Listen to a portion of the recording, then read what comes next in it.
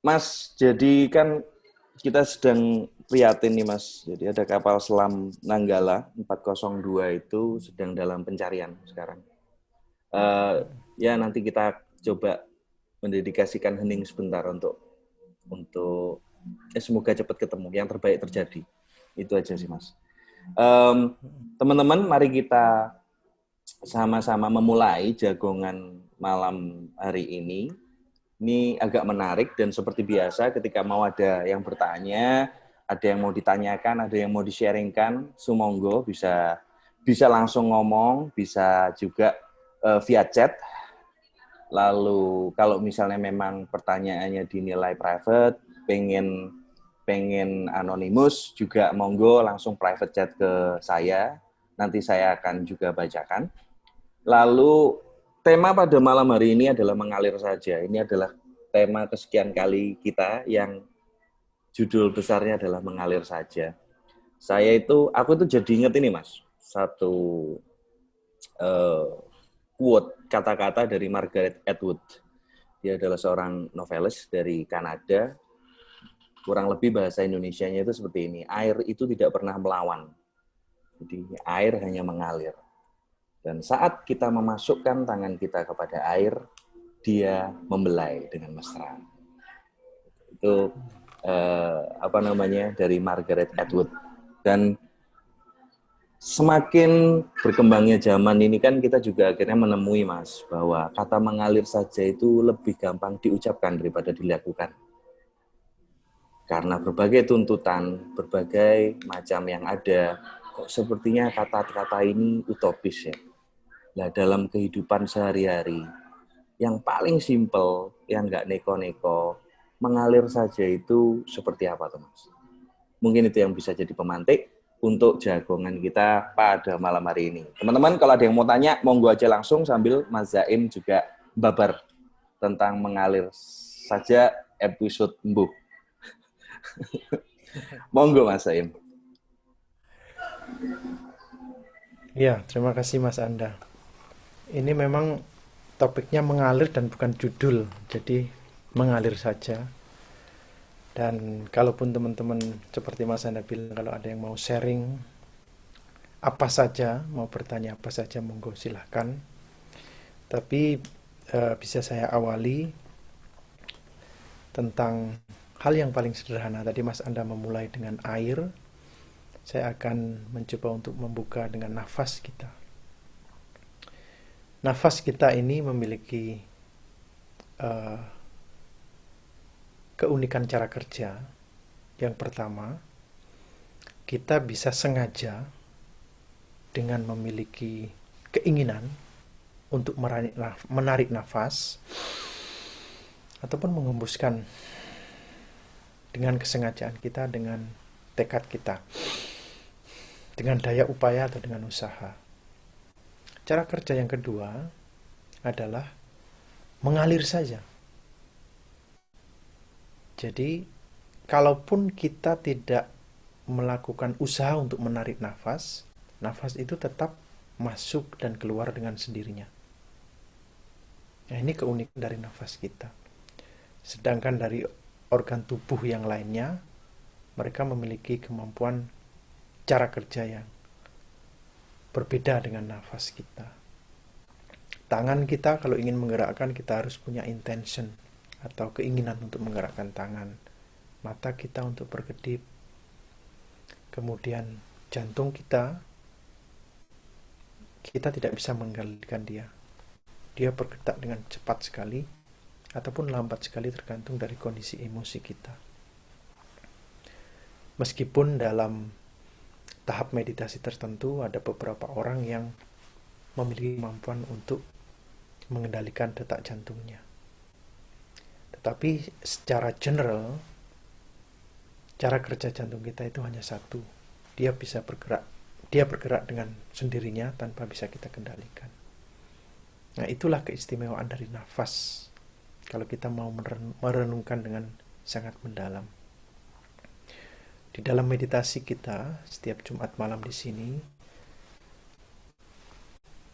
kita bersentuhan dengan kualitas nafas yang alami. Hanya membiarkan nafas itu berjalan dengan sendirinya. Masuk dan keluar. Mungkin sekali-kali tadi saya membimbing untuk menarik nafas panjang dan menghembuskan dengan pelan. Hanya itu saja. Selebihnya kita membiarkan nafas itu berjalan mengalir apa adanya. Dan saya juga mengatakan biarkan semesta ini bernafas untuk kita. Ketika kita menyadari bahwa kita memasrahkan sepenuhnya semesta yang bernafas untuk kita, di sana ada action untuk surrender atau pasrah kepada nafas kita, kepada hukum alam dari nafas ini. Kalau bahasa Islamnya kepada sunnatullah. Ketika kita duduk, tidak melakukan apapun, bahkan bernafas pun kita serahkan kepada semesta. Yang terjadi adalah relaksasi total. Tubuh kita mulai istirahat, pikiran kita mulai dalam kondisi tenang, meskipun ada bermunculan pikiran-pikiran atau gambaran-gambaran yang melintas di kesadaran kita, kita tidak perlu terlibat di dalamnya. Hanya melihat pikiran itu sebagaimana adanya. Tidak perlu terlibat di dalamnya. Disitulah nikmatnya menyadari nafas secara alami. Para pelaku sufi itu mereka berzikirnya dengan nafas. Allah. Saat nafas masuk Allah. Saat nafas keluar hu. Allah, menyadari keagungan dari Tuhan. Saat keluar hu, menyatu dengan energi semesta. Saat nafas masuk Allah, menyadari cinta kasih yang tanpa batas. Saat nafas keluar hu, surrender fully, pasrah sepenuhnya kepada saat ini.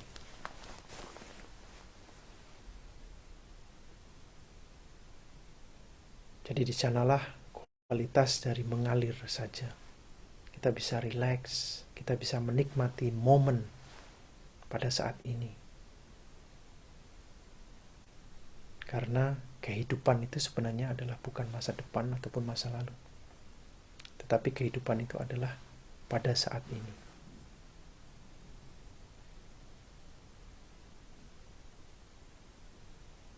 Oleh karena itu, menikmati nafas bisa kita lakukan kapanpun dan dalam kondisi apapun. Ketika kita merasa diri kita struggling dengan hidup, mengalami kesulitan, atau emosional yang tak terkendali, kita bisa bersentuhan kembali dengan aliran nafas kita, aliran kehidupan itu sendiri. Menyempatkan waktu untuk jeda 10 menit, 20 menit, istirahat, hening sejenak, kemudian menyadari nafas kita. Akan membantu kita untuk meredakan luka-luka, luka batin. Karena dengan mengambil jeda, kemudian berhenti, hening, itu akan membantu kita pertama untuk kembali ke dalam rumah sejati kita, yaitu tubuh kita, merasakan kehadiran tubuh kita, kemudian meredam apa yang bergejolak di dalam pikiran dan hati kita. Bagi mereka yang dalam ajaran Islam, mereka bisa melafalkan apapun, istighfar, astagfirullah, atau alhamdulillah, mensyukuri nikmat, subhanallah. Atau mungkin mereka yang berada dalam tradisi Kristen, puji Tuhan, atau apapun tradisi kita. Di sini kita tidak pernah mempermasalahkan hal tersebut. Karena Jalan spiritual itu adalah milik umat manusia, bukan milik suku tertentu, agama tertentu. Jalan spiritual adalah jalan kita sendiri dalam menapaki tangga kehidupan. Juga tidak milik para pertapa saja, milik mereka para pemuka agama saja. Tetapi ketika kita mau menyadari kehidupan kita, setapak demi setapak, dengan penuh syukur, kita berada pada jalan spiritual. Karena saya yakin teman-teman yang hadir di sini berasal dari berbagai latar belakang. Ada yang seniman, ada yang pengusaha, siapapun mereka. Karena jalan spiritual itu milik umat manusia. Jadi, malam ini mari kita mengalir saja dengan topik apa saja untuk kita bahas. Karena ya pada saat ini juga kita mencoba untuk terkoneksi sebagai umat manusia. Bekatan Mas. Nggih, matur nuwun Mas Zaim. Ini sebagai pembuka kita pada malam hari ini. Mas, ada satu sharing yang menarik nih Mas. Ini mungkin bisa jadi pemantik juga buat teman-teman semuanya. Anonimus. Mas, saya jadi teringat Kanjeng Sunan Kalijogo pernah dawuh. Anglaras ilining banyu ngeli tan keli. Atau selaras dengan arus air, ikut arus tetapi tidak terbawa arus. Tapi ada pepatah bilang, hanya ikan mati yang selalu ikut arus. Sementara ikan hidup yang melawan arus. Lah aku sih sarujuk itu setuju sama Kanjeng Sunan Kalijogo. Masa jan mau dipadake karo sato. Ya nudruk kok piye to wong iki. Tapi enggak apa-apa, temanku. Jadi yang mungkin bisa aku tengahin di sini. Ikut arus tetapi tidak terbawa arus. Itu seperti apa ya? Ikut arus tapi tidak terbawa arus. Atau mungkin ada pandangan lain untuk menanggapi pertanyaan sharingnya teman kita ini. Semoga Mas. Iya, bagus sekali kata-katanya. Tadi ada bahasa Jawanya, mungkin bisa diterjemahkan Mas Anda. Oh iya, ini teman-teman yang pengen sinau Jawa. Anglaras ilining banyu ngeli tan keli. Atau selaras dengan arus air, ikut arus tetapi tidak terbawa arus. Ngeli tan keli. Mengikuti tapi tak terbawa. Tapi ada pepatah bilang hanya ikan mati yang selalu ikut arus. Sementara ikan hidup yang selalu melawan arus. Mungkin ini bisa dilebarkan lagi, Mas. Dalam kehidupan kita kan, sikap itu kan, ini mungkin berhubungan dengan sikap kita untuk melihat kehidupan. Itu sih. Monggo, Mas. Ya, terima kasih. Ada dua macam arus yang perlu kita perhatikan. Pertama adalah arus yang terjadi di masyarakat kita. Ada, apalagi di masyarakat Indonesia ya, ada yang mulai gila ake, wah semuanya ikut ake, semuanya.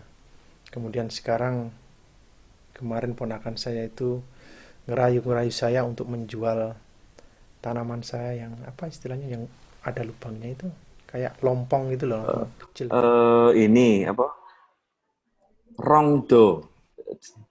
Orang itu rondo bolong. Rondo bolong, iya.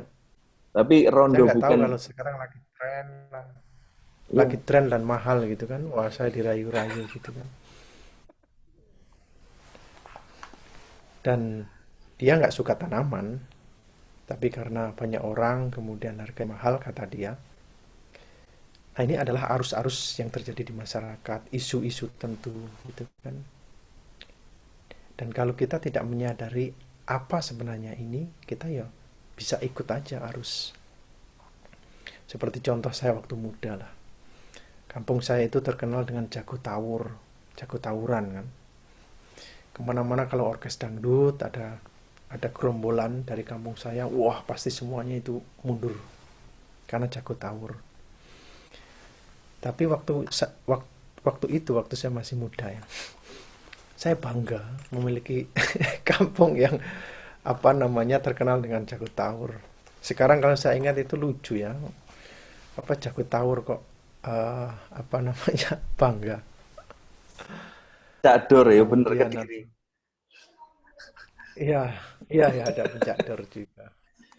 Pencador masih masih bagus lah satu persatu di panggung gitu kan. Eh, Wah ini orang orang lima dikoyak orang sekampung.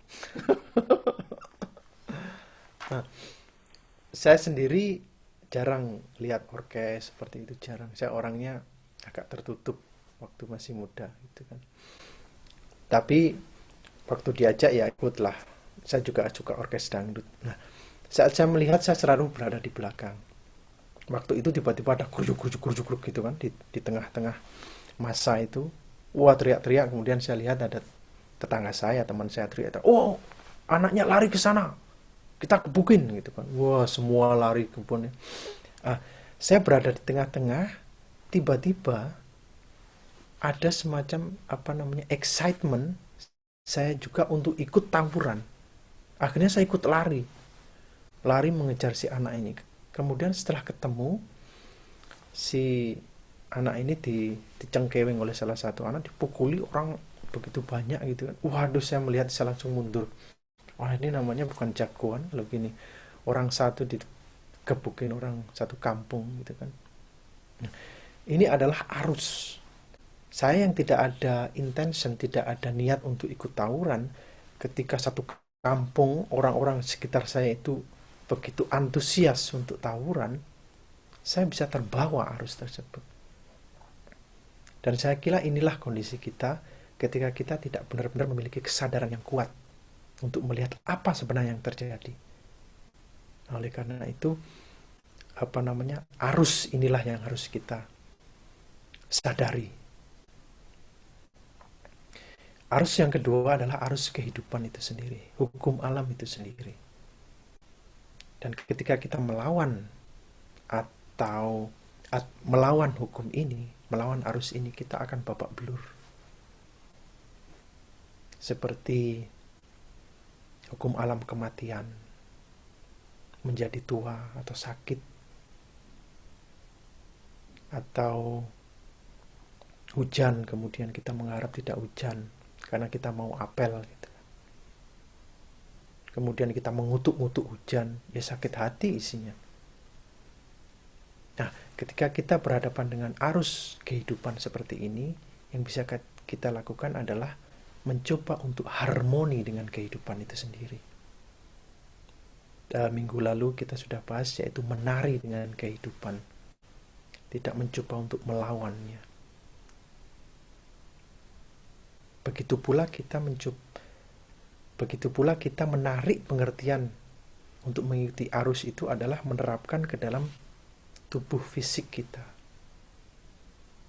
Ketika kita menggunakan tubuh fisik ini terus-menerus, mengeksploitasi tubuh kita untuk bekerja tanpa adanya istirahat atau tanpa adanya jeda, tubuh kita juga akan remuk kan. Nah, itu hukum alam dari tubuh kita mengatakan, aku butuh istirahat, bro. Mungkin teriakan dari tubuh kita itu berupa flu, atau berupa sakit kepala, migran yang berat, gitu kan. Kemudian tubuh tegang, pinggang, encok, pegel linu, dan lain sebagainya.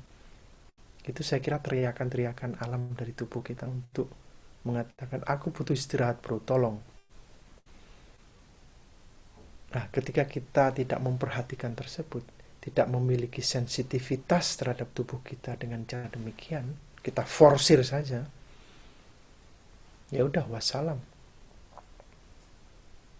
Nah, di sana kita memerlukan sensitivitas untuk benar-benar menyadari apa yang sebenarnya tubuh saya butuhkan.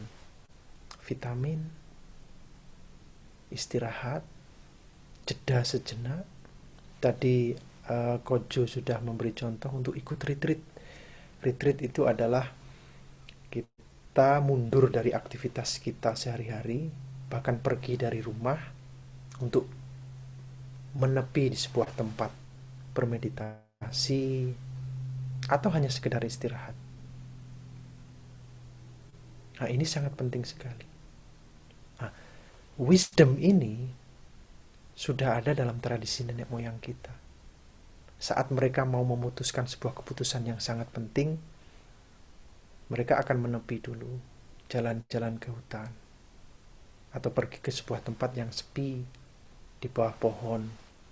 Sebenarnya itu tidak minta petunjuk, tapi mereka ingin bersentuhan dengan hati nurani mereka, dengan cara menepi. Kalau kita berada di keramaian, indera kita akan mudah terprovokasi untuk memunculkan pikiran-pikiran yang kemerungsung, membuat kita tidak tenang. Dibutuhkan sebuah tempat yang sangat kondusif untuk tenang, untuk hening, menyentuh nurani kita. Nah, di sana kemudian kita bisa harmoni dengan kehidupan, harmoni dengan hukum alam. Nah, jeda itu juga sangat penting. Mengharmoniskan diri kita dengan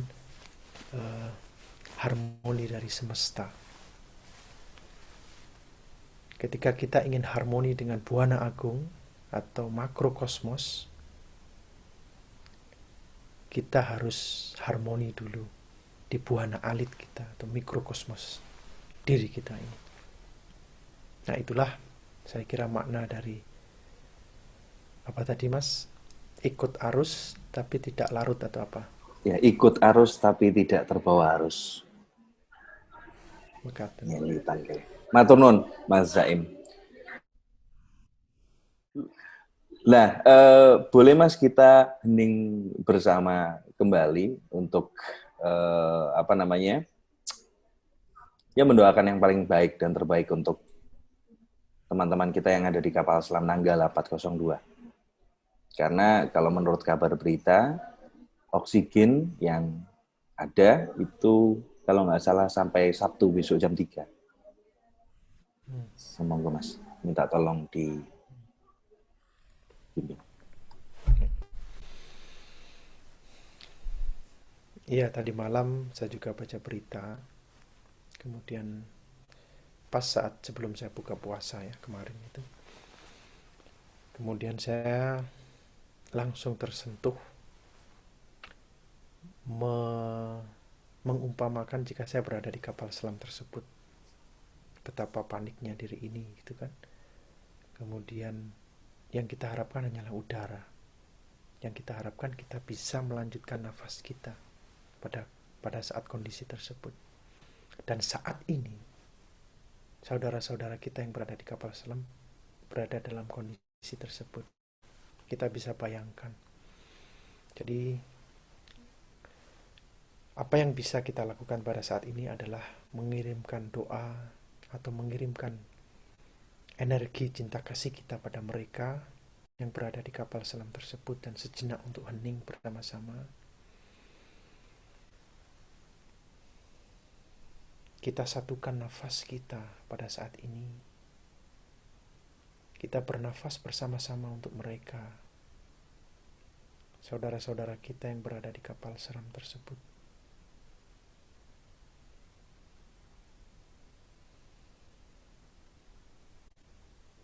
Kita kirimkan doa menurut keyakinan kita masing-masing, harapan menurut keyakinan kita masing-masing bagi mereka.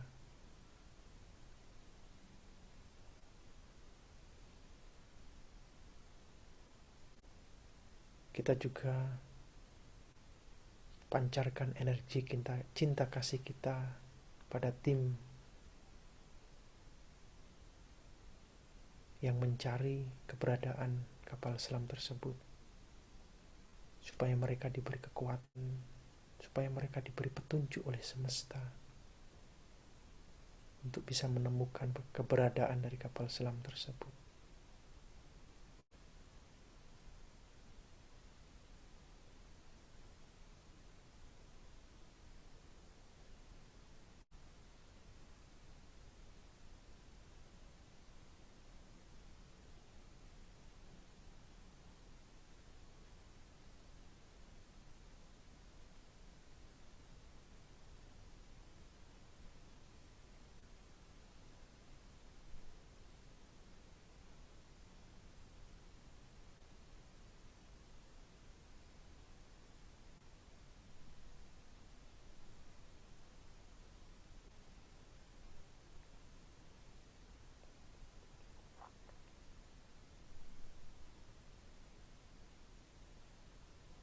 Terima kasih. Semoga bisa lekas ditemukan. Teman-teman, ini sebelum kita masuk ke pertanyaan selanjutnya, monggo loh kalau ada yang mau ditanyakan, mau ada yang di-sharingkan, atau kalau misalnya memang kurang nyaman untuk secara terbuka, monggo private, nanti akan saya bacakan dan tetap anonim. Mas, ada satu pertanyaan yang menarik. Nih, selamat malam Mas.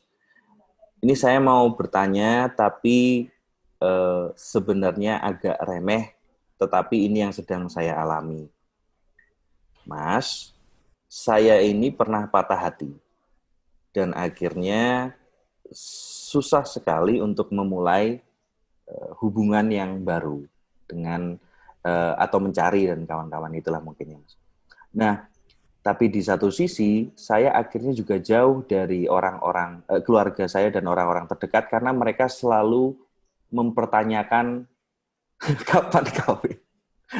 Iya, iya. Ini selalu pertanyaan yang kadang-kadang lucu memang. Itu.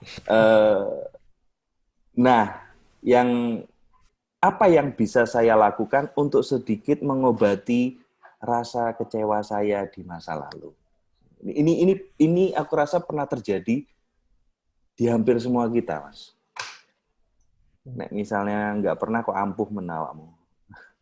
Pasti gitu. Terima kasih, Mas. Selamat malam.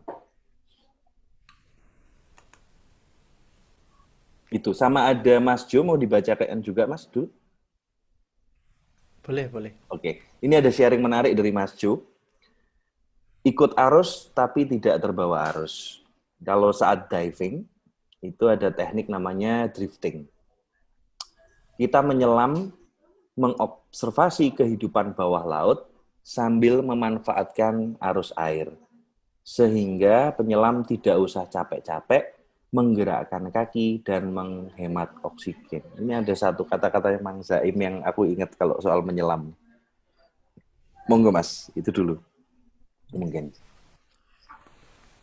Ya, sebelum saya menjawab, saya ucapkan terima kasih ke Mas Jo. Saya suka sekali perumpamaan menyelam, gitu kan. Dan saya kira Mas Jo juga seorang penyelam, mungkin nanti bisa ajak saya untuk menyelam. Saya belum pernah menyelam, masih bermimpi saya ingin apa namanya memiliki pengalaman untuk menyelam. Saya juga mau. Melok-melok ae.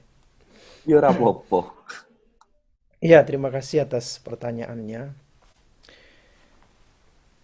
Pertama, yang paling utama, ini bukan pertanyaan remeh. Tidak ada pertanyaan remeh di sini. Yang kita buka di sini adalah pertanyaan dari hati kita. Apa pertanyaan dari hati kita itu? Adalah pertanyaan yang tidak melibatkan otak kita atau logika kita. Tetapi pertanyaan yang melibatkan hati kita. Yang melibatkan pengalaman kita sehari-hari. Apa yang kita alami sehari-hari, itulah pertanyaan dari hati. Dan di sini yang kita bahas di sana. Dan pertanyaan ini juga bukan pertanyaan remeh sama sekali. Kita semua mengalami, dan ketika kita dalam posisi seperti itu juga sebuah tantangan tersendiri. Jadi sekali lagi ini bukan sebuah pertanyaan yang remeh yang dipertanyakan oleh teman kita. Jadi terima kasih juga atas pertanyaannya. Mas Anda tadi bilang, ya ini patah hati, saya juga pernah mengalami. butuh waktu 3 bulan. Patah hati dari cinta pertama saya butuh waktu 3 bulan untuk sembuh. Dan itulah sebuah proses. Hal yang pertama yang ingin saya sampaikan adalah Anda hidup pada saat ini, bukan hidup pada masa lalu. Kita tidak bisa membawa referensi kehidupan masa lalu kita, pengalaman masa lalu kita, untuk dijadikan pijakan kehidupan kita pada saat ini. Sakit hati itu sudah terjadi pada masa lalu. Dan seringkali kita membawa pengalaman tersebut, sakit hati tersebut pada saat ini. Karena kita menjadikan pengalaman tersebut sebagai sebuah pijakan kita untuk melangkah lagi ke selanjutnya, yaitu kalau saya menjalin hubungan lagi, ini hubungan dengan contoh yang spesifik, kalau saya menjalin hubungan lagi, pasti nanti saya akan sakit hati lagi. Kalau saya melakukan ini, pasti nanti saya akan mengalami hal yang sama. Jadi, tekad yang perlu kita tanamkan dalam diri kita adalah itu adalah sebuah pelajaran dan proses hidup saya. Dan saya siap untuk membuka hati saya kembali dengan kehidupan ini. Seperti sebuah cerita tentang Zen Master.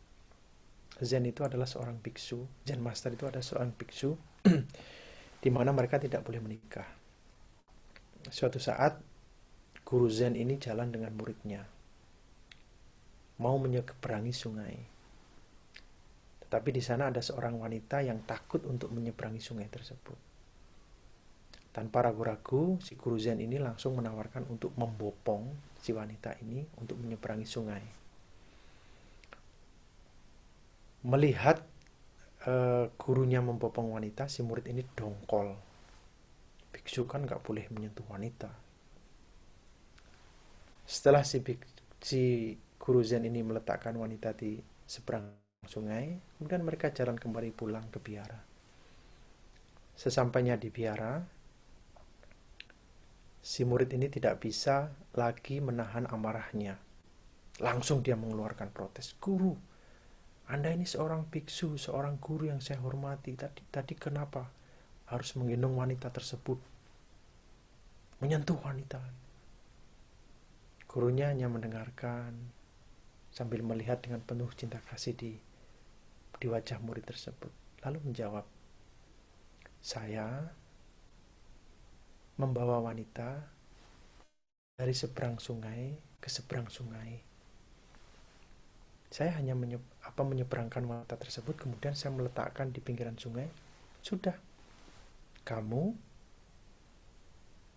masih membawa wanita itu hingga di tempat ini. Artinya adalah si murid tersebut masih membahas kejadian yang sudah lampau, yang sebenarnya gurunya hanya menolong, meletakkan, kemudian sudah selesai. Nah, ini sama saja dengan kehidupan kita.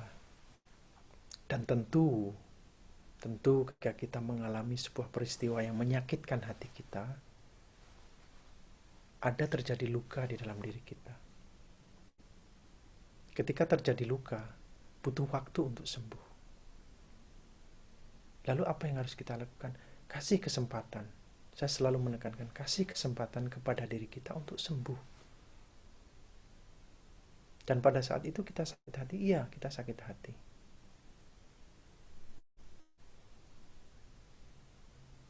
Inilah pentingnya untuk memberi jeda di dalam diri kita.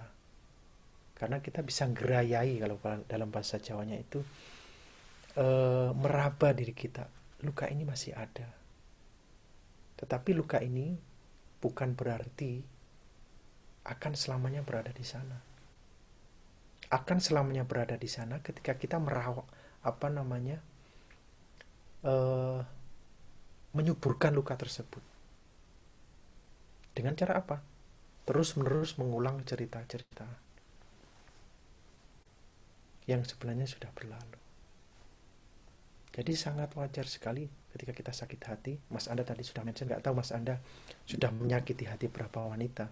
Maksud saya sudah tersakiti berapa kali. Saya itu orangnya balance, Mas, antara menyakiti dan disakiti. Mungkin Wah, saya tapi kan dulu. Sekarang tetep ora. Udah ora. Aku masak hidup enak ngadem. jadi kasih kesempatan pada diri kita untuk sembuh. Yang kedua, prinsipnya adalah kita hidup pada saat ini. Kita tidak bisa selalu menyamakan pengalaman kita dengan kehidupan kita pada saat ini. Lalu yang selanjutnya adalah di Indonesia sebenarnya agak lucu juga, kita memiliki tradisi untuk menanyakan yang tidak ada. Loh, kok masih single? Suaminya mana? Istrinya mana? Oh, sudah tahu dia single, masih belum menikah, masih ditanyakan. Sudah menikah? Loh, anaknya mana? Gitu kan. Kok belum punya momongan?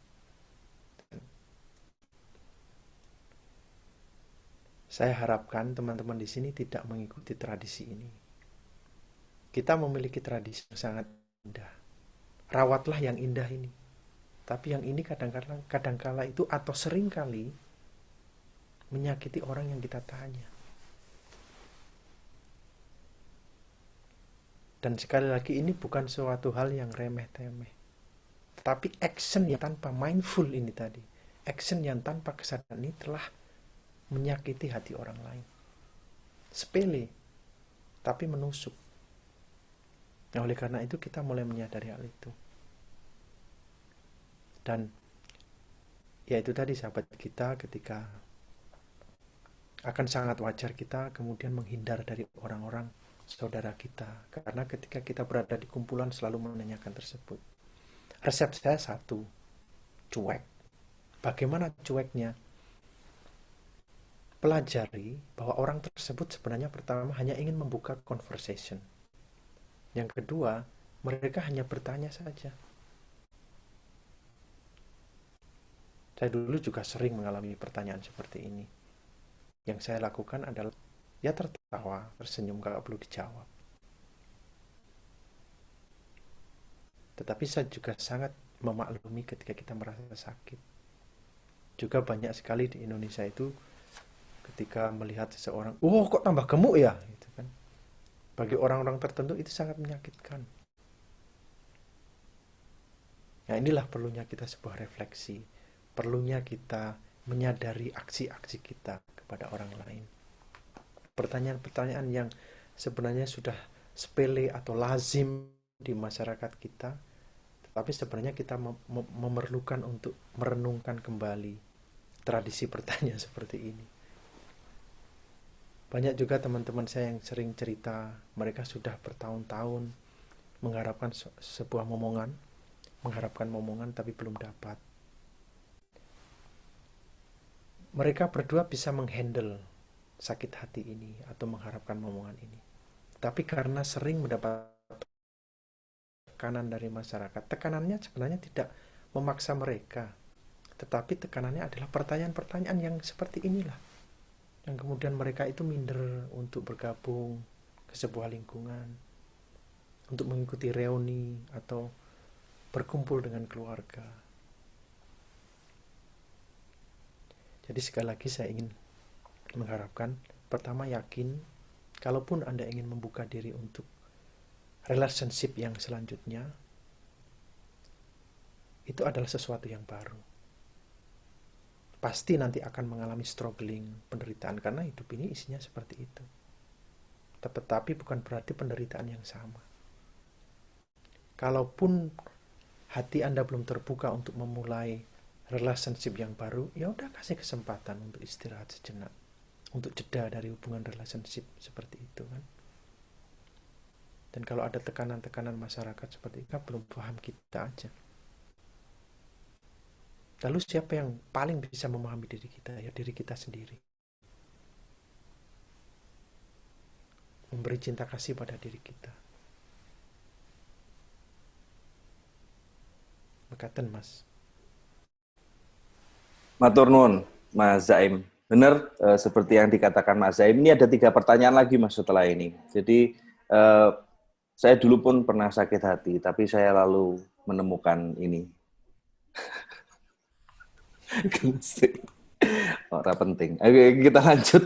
Kita lanjut ke yang, ya ampun, hidupku kenapa nggak penting sekali. Oke, kita lanjut ke pertanyaan yang selanjutnya. Benar serius-serius banget gitu. Oh, Mas Juhartanto tadi sempat menambahkan, Mas, meditasi itu juga menyelam. Menyelam ke tempat yang terdalam dalam diri kita. Ini juga, aku coba mau mengulang, ada satu kalimat yang sangat melekat di aku waktu beberapa tahun lalu sampaikan Mas Zaim ke aku gitu. Mas, waktu itu aku tanya, ini meditasi ujungnya apa tuh Mas? Loh, menyelam mau dicari ujungnya gitu ya, nyelam aja.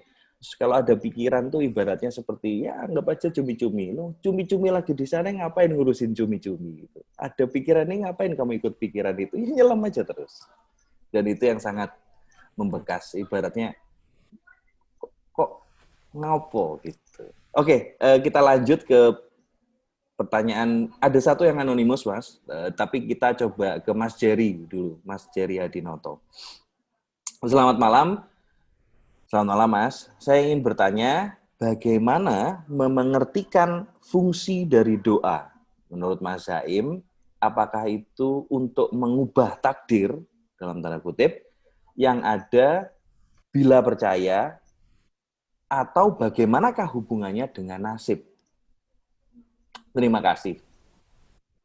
Doa itu untuk mengubah takdir, atau kalau misalnya kita percaya dengan doa, itu hubungannya dengan nasib seperti apa? Itu pertanyaannya, Mas. Itu ya, boleh langsung ada Mas Arya yang mau sharing, Mas. Langsung tanya ini ya. Dan bertanya ternyata. Hai Mas Zaim, tak kira sharing. Ternyata ada tanda tanya. Zaman sekarang itu ada tren FOMO, Fear of Missing Out. Bukan hanya di kalangan remaja atau anak muda, tapi juga orang dewasa. Mereka jadinya semakin jauh dari mengenali diri mereka sendiri, karena identitas dan perilaku mereka hanya didasari ikut-ikutan teman-temannya saja. Nah, kalau sudah seperti ini, apa yang bisa kita lakukan ya sebagai teman, saudara, atau mungkin orang tua dari mereka? Ini menarik, Mas. FOMO, Fear of Missing Out. Mas, ada satu pertanyaan, apa mau sekalian di ini atau nanti? Nanti aja. Oke, siap. Itu satu baik. Oke, tunuan Mas. Karena saya belum makan, belum minum.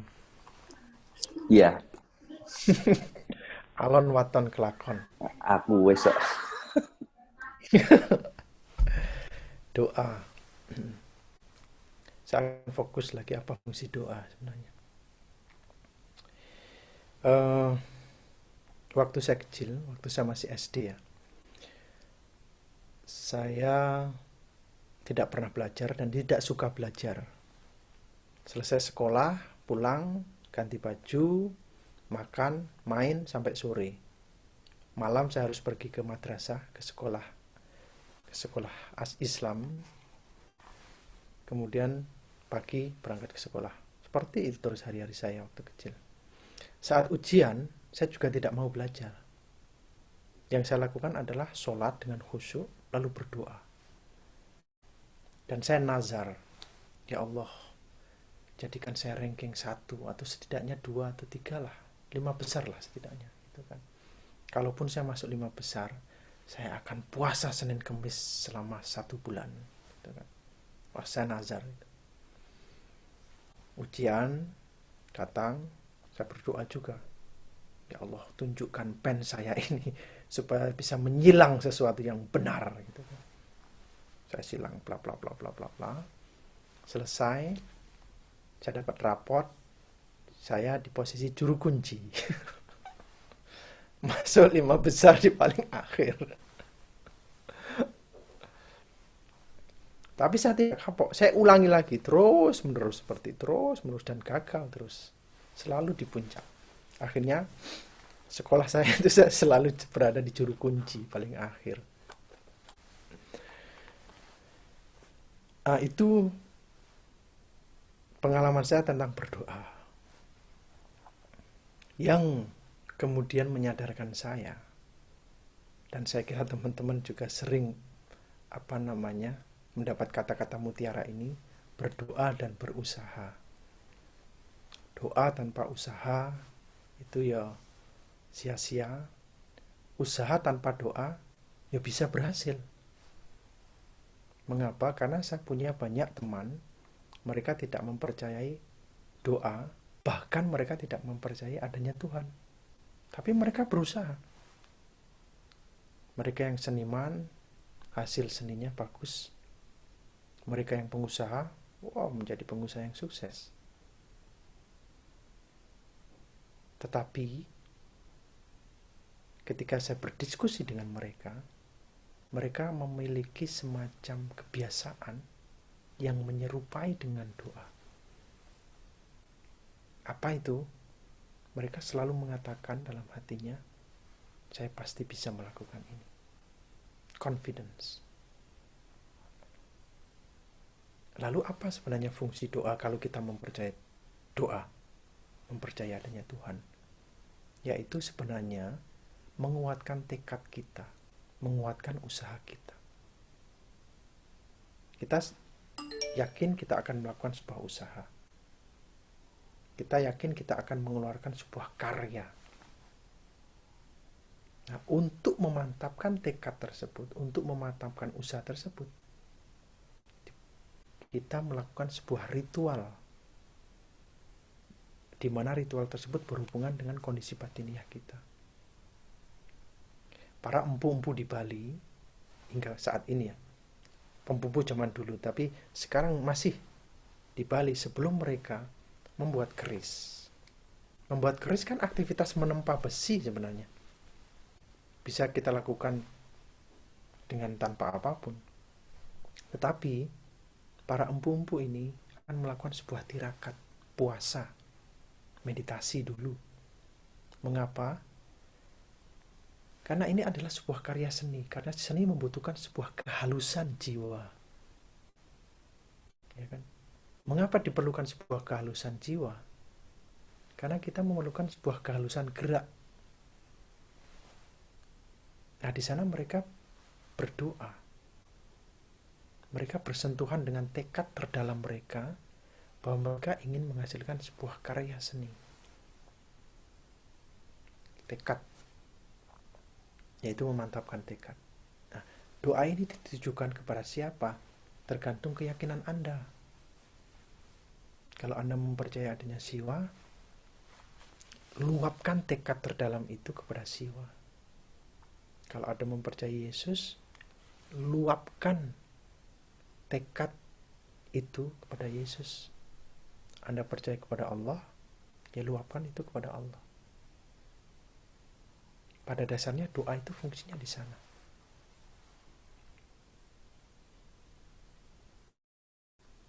Kita juga harus tahu cara berdoa yang baik. Cara berdoa yang tidak baik, saya sudah mencontohkan masa muda saya waktu saya kecil tadi, yaitu minta tok tanpa usaha. Semoga saya mendapat nilai rapor yang bagus. Tunjukkan saya jalan yang benar supaya pensil saya ini mencoret sesuatu yang benar. Tapi kenyataannya salah semua. Karena saya tidak membarenginya dengan usaha.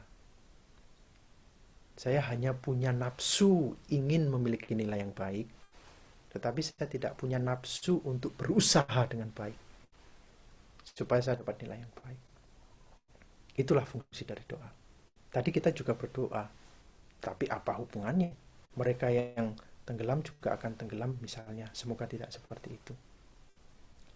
Tetapi doa dalam fungsi yang tadi itu adalah intention kita yang baik, harapan kita bahwa saat ini kita tidak bisa melakukan apapun karena pencarian sudah dilakukan oleh tim SAR.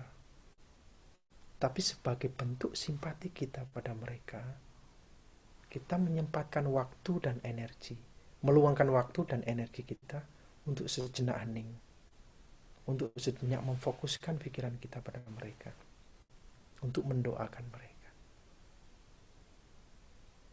Secara spiritual, kita juga sebenarnya memancarkan energi ke semesta. Karena apapun yang ada dalam pikiran kita, itu terpancar, menghasilkan sebuah energi. Ketika kita dekat dengan orang yang kebiasaannya tenang, kita juga akan tenang melihat orang tersebut.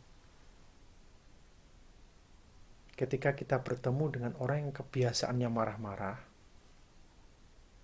bertemu orang tersebut, ada dua kemungkinan. Kita lari, kita mendekat dan memukul. Itu kan. Nah, kalau Mas Anda dari Malang ini nggak tahu ini. Yang lari atau yang dekat memukul. Dulu mungkin beda, sekarang tak tinggal ngopi, Mas. Nah, di sini kita bisa merefleksikan bahwa apa yang terjadi dalam hati kita itu memancarkan sebuah energi. Kalau kita tiap hari berdoa, mendoakan orang yang baik-baik, kita juga akan bisa menghasilkan energi-energi tersebut. Hubungannya dengan takdir dan lain sebagainya, yaitu tadi usaha. Kuncinya di usaha itu tadi. Tidak ada orang yang ditakdirkan dari lahir sampai mati demikian.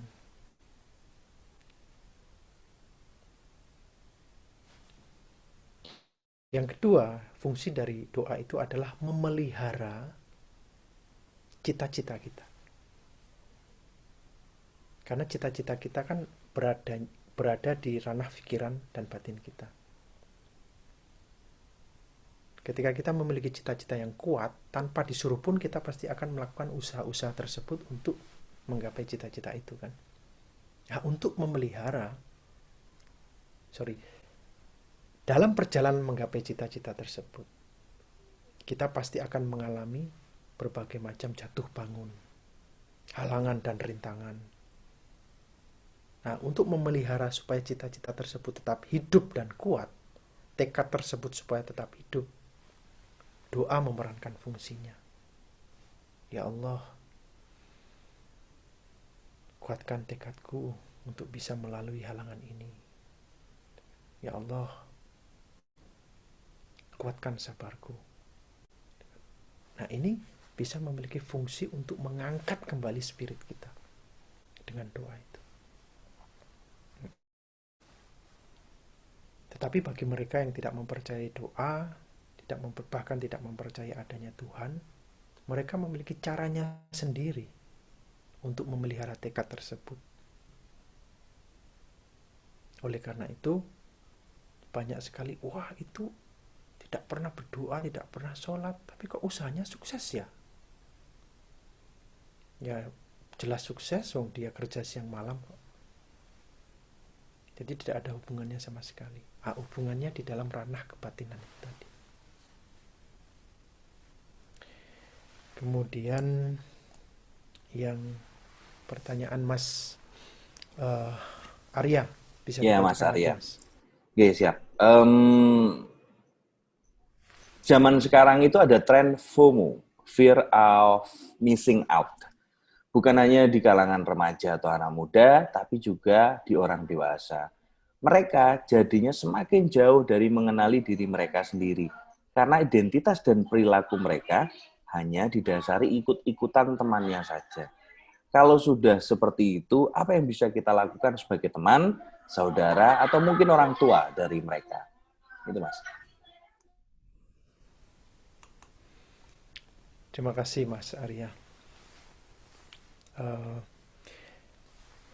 Ya, itu adalah sebuah proses kehidupan dari mereka yang dari usia dini menginjak usia dewasa, yaitu pubertas kan. Masa-masa pubertas itu memang masa-masa seperti itu. Dan apa yang bisa kita lakukan, langkah realnya adalah menjadi sahabat mereka, menjadi istilahnya itu tempat sampah bagi mereka. Artinya apa? Ketika mereka mengalami kesedihan, kita hadir di sana untuk mendengarkan. Dan biasanya mereka juga tidak suka digurui. Hal yang paling baik adalah uh, mempersembahkan kehadiran kita untuk mereka, mendampingi mereka. Ketika mereka patah hati, kita tidak kemudian menghakimi mereka. Nuh, kan sudah aku bilangin, jangan pacaran sama orang itu. Ngeyel sih kamu, gitu kan. Oh, udah tahu playboy kok. Nah, sudah sakit hati, dimarahin gitu kan. Jadi kita bisa memfungsikan diri kita untuk hadir di sana. Ketika mereka sakit hati, ya udah kita peluk mereka, kita dampingi, kita ajak jalan.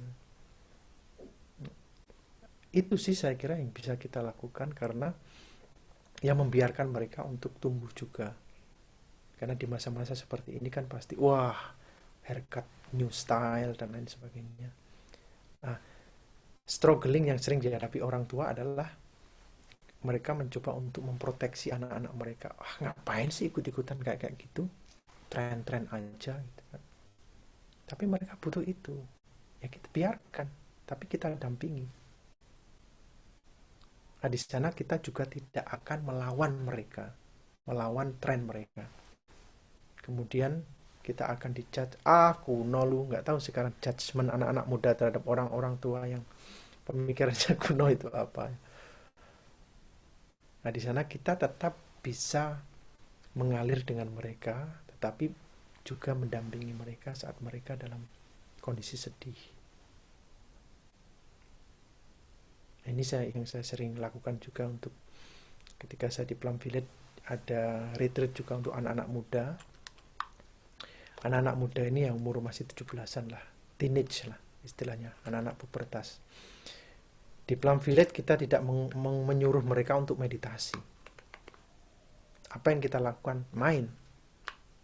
Karena suruh meditasi, baru 1 menit aja mereka udah, bosen, boring gitu. Yang kita lakukan adalah kita ajak main. Kita ajak nyanyi, kemudian kita ajak membaca teks-teks tertentu yang bisa membuat mereka untuk merenung. Jadi waktu itu saya masih biksu, jadi mereka yang mendampingi anak-anak muda ini tidak ikut meditasi.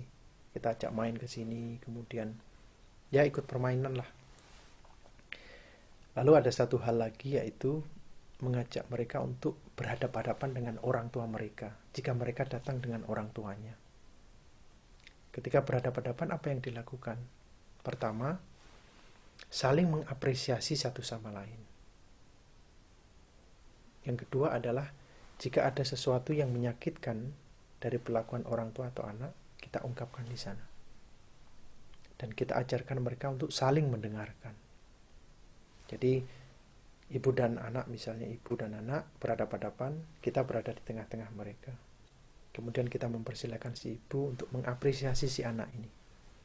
Saya pernah mendampingi satu ibu yang melakukan acara seperti ini, dan saya nangis karena saya tidak bisa menahan emosi saya, karena saya tahu ibu ini, dan saya tahu dia kehilangan suaminya 3 tahun yang lalu, dan dia mengungkapkan ke anaknya, mengapresiasi anaknya, bahwa pada saat itu ibunya sedang down karena baru kehilangan suami, dan anaknya inilah yang membangkitkan semangat ibunya. Si ibu ini tidak pernah mengungkapkan apresiasi ini secara langsung, tapi di forum tersebut dia mengungkapkannya. Kemudian si anak tahu.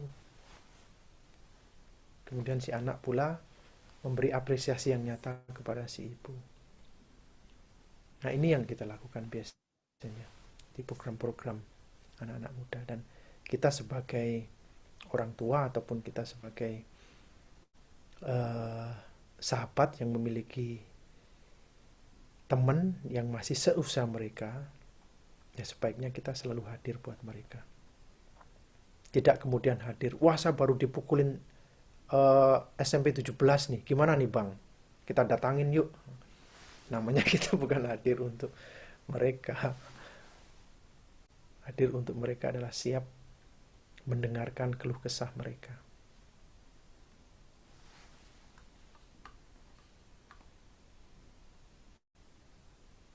makaten Mas. Nggih.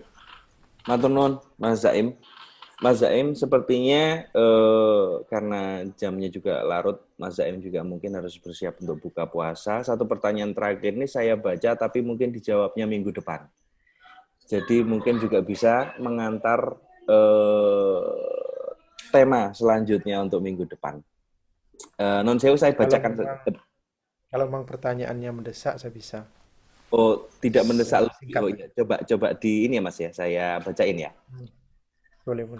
Mas, beberapa kali saya mengikuti satu perguruan atau ajaran yang belajar tentang kebatinan dalam tanda kutip. Sampai pada akhirnya ada klaim tentang kemurnian. Ilmu yang murni yang tidak tercampur oleh agama-agama yang masuk kemudian sebelum ajaran ini. Semakin lama yang saya rasakan semakin ada perbanding-bandingan dan memupuk kebencian. Akhirnya saya memilih meninggalkan. Pertanyaannya Mas, menurut Mas, ilmu yang murni itu seperti apa? Oh, berarti masih penasaran tentang kemurnian. Siap. Itu sih Mas pertanyaannya. Mau sekarang atau minggu depan? Bisa saya jawab sekarang. Oke, nggih. Atur nuwun. Ya, terima kasih, Mas. Pertanyaannya sangat bagus sekali dan sangat relevan di masyarakat kita. Waktu saya kecil, saya kan besar di keluarga Islam dan saya sekarang juga masih seperti itu. Besar di keluarga Islam, teman saya Islam semuanya, satu agama dengan saya, satu suku bahkan dengan saya. Saya tidak sampai umur berapa itu, sekitar umur 17-an saya tidak pernah bersentuhan dengan suku lain, bersentuhan dengan agama lain di waktu saya SMA. Tapi sampai SMA saya tidak pernah bersentuhan dengan mereka yang bukan suku Jawa, mereka yang bukan agama Islam. Dari sini saya memiliki fanatisme, menganggap saya yang paling benar. Saya merasa beruntung karena saya dilahirkan di dalam kondisi seperti ini.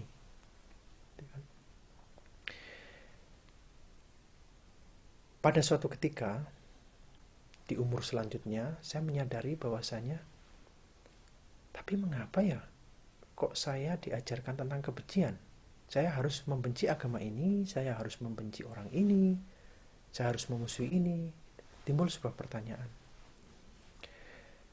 Sedangkan yang diajarkan oleh ibu saya tidak seperti itu. Islam yang diajarkan oleh ibu saya adalah zakat, fitrah, amal, menolong tetangga yang sedang sakit, itu kan, menolong hewan, menyayangi hewan. Itu yang diajarkan ibu saya. Tetapi yang saya dengar kok seperti ini, kontras. Saya mengalami kebingungan yang sangat besar. Setelah sekian tahun saya berbingung-bingung ria di dalam jalan spiritual, saya kemudian melihat bahwasanya ajaran yang baik atau ajaran yang murni selalu mereka menganggap diri mereka murni kan. Tetapi ajaran yang baik bagi saya adalah ajaran yang selalu mengajarkan tentang cinta kasih tanpa batas. Artinya apa? Mencintai, menghormati apapun tanpa melihat latar belakang mereka.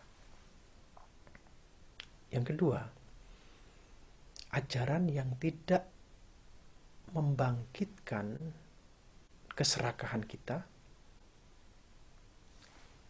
kebencian dan permusuhan, dan juga kemarahan kita. Itu saja, simple sebenarnya. Ketika saya berada di sebuah perkumpulan spiritual misalnya, tentu pengikut-pengikutnya akan mengatakan inilah yang paling baik, inilah yang paling murni. Itu sama, di Islam juga terjadi seperti itu. Ada kelompok yang ingin memurnikan Islam, ada kelompok yang ingin memurnikan Islam, dan seperti itu. Sebuah contoh.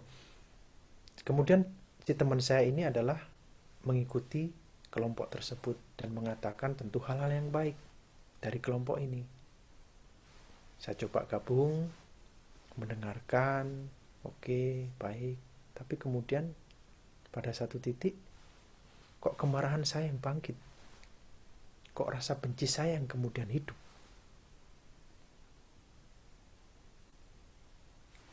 Saya menganggap ini bukan jalan saya. Tapi bagi teman saya, ini jalan dia. Monggo. Kita hanya berbeda.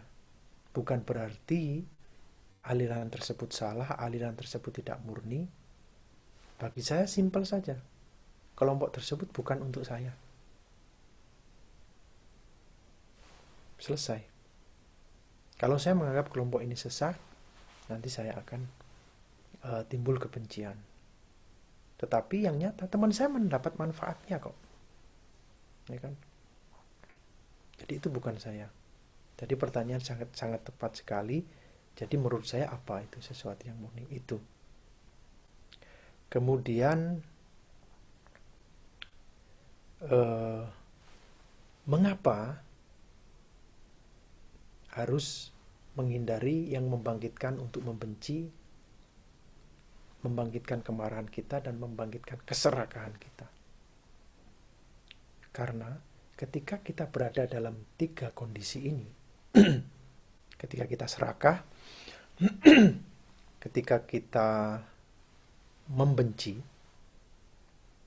kita damai nggak? Ketika kita marah, kita damai nggak? Kita gelisah. Hati kita kemerungsung. Sedangkan harapan kita sebagai seorang manusia, kita mengharapkan hidup yang damai, toh? Kita mengharapkan kebahagiaan. Bagaimana kebahagiaan bisa hadir kalau hati kita dipenuhi dengan kebencian dan kemarahan? Bagaimana kedamaian bisa kita nikmati kalau semua orang yang bukan kelompok kita itu musuh? Kalau semua orang yang bukan kelompok kita itu hal-hal yang membahayakan. Nah, oleh karena itu, sebuah ajaran yang mengajarkan tentang cinta kasih tanpa batas. Saya mengatakan cinta kasih yang tanpa batasnya. Karena beberapa kelompok juga mengajarkan cinta kasih, tapi cinta kasih pada kelompok mereka sendiri. Oleh karena itu, ketika mereka memaknai cinta kasih itu hanya kelompok mereka sendiri, ya yang terjadi akan sangat wajar memusuhi mereka yang bukan dari kelompok mereka. Lalu memaknai bencana yang terjadi bukan kelompok mereka itu adalah sebuah laknat. Kalau bencana itu terjadi di kelompok mereka, ini adalah ujian. Kita harus sabar, men. Kalau yang kecelakaan itu adalah mereka yang tidak disukai, kualat itu. Tapi kalau kecelakaan itu terjadi di lingkungan kelompoknya sendiri, ya kita harus sabar. Inilah ujian kita. Gitu kan. Nah itu mas, ajaran yang menurut saya baik. Murni. Jadi di sini kita bisa melihat di Islam sendiri juga banyak yang mengajarkan tentang cinta kasih. Di Buddha juga banyak yang mengajarkan tentang cinta kasih. Di Kristen, di agama Yahudi, bahkan agama-agama leluhur, agama-agama tradisi seperti di Baduy, di Kejawen, kemudian yang di Batak, Parmalin. Ketika mereka mengajarkan tentang cinta kasih, tidak menyuburkan rasa kebencian dan kemarahan, juga keserakahan, saya kira kita perlu menghormati mereka. Ya, matur nuwun Mas. Mas tahu bahasa Inggrisnya laknat itu apa? Apa itu? Nggak tahu. Luknut. Loknut. Luknut. Ini sebenarnya pernah saya alami juga, Mas. Dulu kan aku juga capek-capek gitu kemana-mana mencari sesuatu yang murni. Sampai pada akhirnya aku memilih ternyata kok mencari yang murni jadinya aku tambah RWT. Tahu RWT apa? Ruwet. Ruwet. Gitu dong. Ruwet. Jadi akhirnya ya sudahlah. menjalani apa yang ada itu lebih enak ternyata. Mas Zaim matur nuwun, pertanyaannya banyak sekali. Teman-teman juga ini luar biasa sekali. Ada 2 tadi yang pamitan terlebih dahulu karena satu mau anaknya lagi rewel tiba-tiba, satunya lagi mau ngejar terawih. Itu Mas. Jadi tapi minggu depan mau ikut. Dan terima kasih kepada semua teman-teman yang hadir. Bisa tetap loh, tidak ada yang beranjak 26, luar biasa. Jangan tidur semuanya. Matur nuwun Mas Zaim. Iya, Mas. Hadir, Mas. Oh, hadir cuma untuk ngomong hadir. Nggak tidur kok, Mas, nggak tidur. Loh, Memang sebelumnya sering tidur. Gitu. Mas Zaim, nun sewu boleh ditutup sesi kita pada malam hari ini dengan hening kembali sebentar. Matur nuwun, Mas. Baik teman-teman, terima kasih sudah bareng-bareng untuk belajar bersama-sama, latihan bersama-sama pada malam hari ini. Dan sekarang kita kembali untuk hening sejenak, untuk jeda sejenak sebelum kita mengakhiri pertemuan ini. Kita mengheningkan cipta kita, menutup mata kita, mengistirahatkan tubuh kita, menghela nafas kita,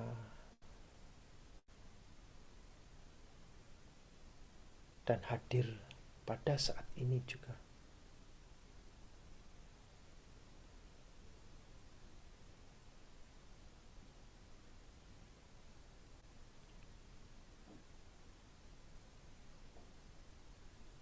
Semoga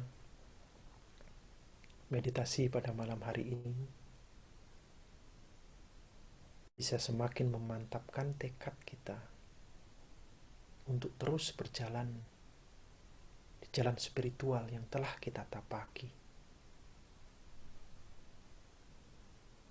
Semoga meditasi kita pada malam hari ini semakin memperluas kapasitas cinta kasih kita dan mengikis kebencian kita. Semoga meditasi pada malam hari ini bisa memberi manfaat kepada orang-orang tercinta kita, pada orang-orang terdekat kita. Semoga meditasi pada malam hari ini juga bisa memberi kontribusi kepada masyarakat kita. Semoga semua makhluk berbahagia. Sekian dari saya. Wassalamualaikum warahmatullahi wabarakatuh. Sugeng Rahayu, Namo Buddhaya. Selamat malam.